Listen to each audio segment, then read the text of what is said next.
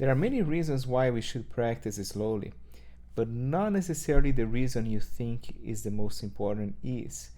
The most important reason we practice slowly is to actually get into a state of awareness, a state of mind that we can't get when we are practicing fast. Why is that? Because when you're practicing slowly, you are actually using repetitive motion in a way that is very controllable and in a way that is self-soothing. And if you self-soothe yourself while you're practicing something slowly, you get into a different mindset that allows you to reach different parts of yourself, and it sounds a little bit like la la land, but if you do it for a consistent period of time, you're gonna see that what I'm telling you is really what happens. You're gonna get into a state where time just flies. You feel like everything is at peace. I mean, it's almost like a religious experience, but you have to do it for a consistent amount of time for it to work. You can't just practice super slowly for like 3 minutes and that's it. No, you have to stay in that same thing, doing that same thing for like an hour or so, and today I was practicing like for 2 hours and 30 minutes slowly like that, just getting to that state and savoring every moment, and it was just amazing. And I want you to have that experience too, because when we get to that level of awareness, you learn things much faster, you learn things better, and it's kind of counterintuitive, right? Because in order to learn fast, we think we should practice fast, but it's actually the opposite, And my belief is that when we practice slowly, we access a deeper part of our unconscious mind, and that part has no filters. After practicing slowly for a certain period of time, that part becomes like more open to stimulate, right, to the things that you're doing. So whatever you're putting into your minds in that state tends to stick for longer, right? Besides that, practicing slowly helps you to get it right most of the time, right? So you're gonna have a higher quality control. We're gonna be talking about quality control in other videos as well, but it's extremely important as well. You want to be able to have control of what you're doing in a way that it is accurate. Right? So people think, oh no, I have to just to practice being expressive and accuracy comes. No, it's the other way around. Practice accuracy slowly, and expressiveness will come, because the accuracy part of your playing is going to be managed by your unconscious, while the expressive part of your playing can be managed by your intentions. Right? We're going to be talking about that in the future, but think about that. Think about incorporating some of that super slow practice into your playing. And when I say slow, I say slow, right? In a way that you feel like you have 100% of control of what you're doing, in a way that you make no mistakes, all right? Because anybody can play anything slow enough and not make mistakes if it's slow enough, right? So the challenge is to control that anxiety that sometimes our daily lives gives us, and just trust the process and say, you might even feel like, gosh, I'm too anxious to practice slowly, I don't have the patience. But if you just spend some time doing that, and I would even recommend you to start like a stopwatch. I have 2 monitors, and one of the monitors I keep a very large stopwatch so I can see how much time I've been practicing. So I recommend you to have something like that, and then just go for it and try to last for at least an hour doing that. And when and if you do this, you're gonna feel, it's a different feeling. It's something we can't describe, so much that I mean, the closest that I can tell you how it feels is like, it feels really peaceful. It feels like, gosh, it feels like I don't need anything, that I have everything that I need, and this is actually a big part of actually learning too, because people think sometimes it's always out there, right? It's always out there, but many of the most important lessons we learn are actually from within, within ourselves, right? If you just stay still and just practice in that way, you're gonna get to that level, you know. Of course, be careful with finger injuries. You know, you have to kind of pace yourself for that. You know, think about physical limitations. But if you practice slowly enough, guess what? You're not gonna get tired necessarily. And if you're getting tired, that means you're not practicing slowly enough, right? So you have all this feedback that uh, you're gonna be gathering throughout the process. If you feel tired, that means you have to slow down more. If you feel anxious, that means you have to spend more time. If you feel like impatience, that means you have to just take a deep breath and keep going, you know, and trust that the process is going to get you there, because it will. Let me tell you that it will.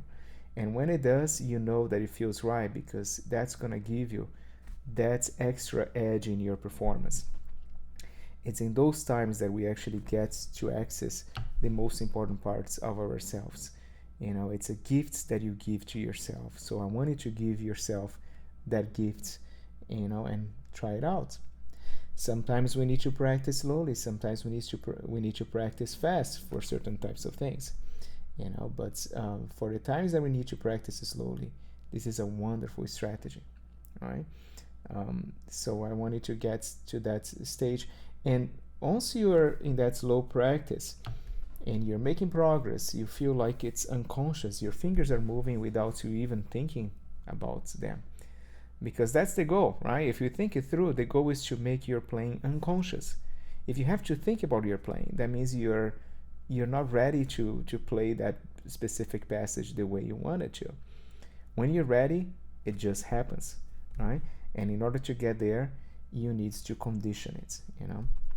So but guess what? When you're practicing slowly enough, if you spend some time doing this, you're going to reach a level of the peace that I was just telling you about, a feeling like the time is not even there, a feeling like you don't need anything, a feeling like you were complete. You know, there's something like that happens. You know, it's a wonderful experience. It's almost like it's kind of therapeutical. You know, it's very good. You know, I feel like that sometimes when I'm washing dishes too. You get into that state if you're not rushing, right? Now, if you feel like you have to rush to get to somewhere, if you have to get to the end of the passage, you have to that is not gonna work. You have to think about the process, not the outcome. That's what makes you get there.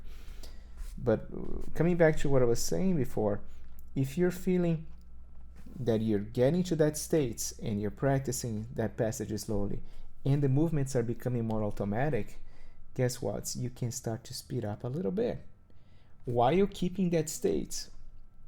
The most important thing is the state.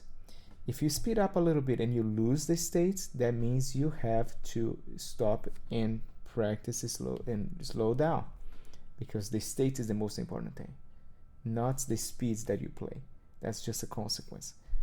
So when you do that, you're gonna feel like, wow, there's magic happening. You know, I'm playing faster and I'm still feeling calm. I'm still feeling like nothing is really going on. My fingers are just moving by themselves. And that's a very cool feeling. It feels like you're not playing, that music is happening through you, you know. And that is the feeling that we should always strive for as musicians, and personally also as anything that you do in life, right? You don't want to be necessarily controlling everything. You want to have a direction where you're going, but you want to be in the process. You want to be enjoying every second of it, right? That's what life is all about, enjoying the process, right? Because this destination, we are all going to share the same one. Well, who cares about the destination, right?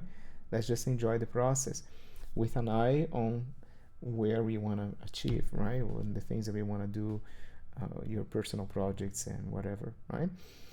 So give yourself that gift and experience that slow practice, and you're gonna see that you're gonna get to that state easier. And not only, you know, the beauty of that also is that, like I was practicing this morning this way, the entire day just gets that way too, when you do other things and you feel like, gosh, I'm not even like, things just happen more easily, because it's a state of mind. It's a different level of awareness, and you can only access that through conscious intention to get there, an intention to not be reactive to what is going on, but to actually just observe and watch. Just watch your fingers. They know what to do. They know where to go, and if they don't, the answers will come to you. They will come to you. If an answer doesn't come to you, a resource will come to you. Somebody that can help you will appear in your life and is going to help you to get that issue done, because everything is out there. Everything is out there. Everything that you want to do musically, technically, is out there. People have done it before, right? But it's not very much talked about, the process to get there. It's just emphasized a lot that it is only hard work, and that hard work means that you should suffer through the process, and that is so wrong. That is so wrong. You're gonna look like you're working hard in the eyes of other people, and because you're gonna be putting in hours, you're gonna put in efforts, right? But it's not gonna feel like that, because if you access that state is bliss, is not effort. You're gonna be spending energy. You're gonna need to, after that, maybe take a nap or something. But it's not the same as like working hard and pushing against something that is just tough. It's different than a physical exercise, of workouts. Even that, I've been experimenting with that too, because I also workouts as well. I workouts every day with my wife, and we do that while listening to audio programs, like just to fit the body and the mind simultaneously, and it feels awesome. But there is still, in that kind of scenario for me, a little bit of that. I gotta push it more. When you're doing the biceps curls, you gotta push it a little bit harder. And maybe it's a different fields. I don't know. I didn't explore too much of that too. If you can get to that level of awareness while doing physical labor, right?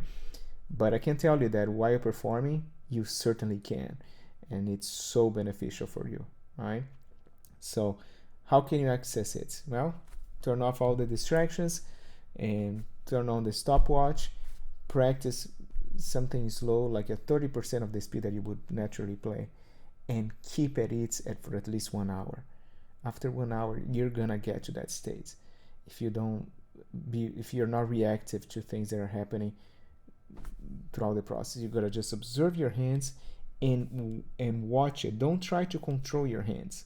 Just watch it, and it's gonna go and do the things that you unconsciously wanted to do.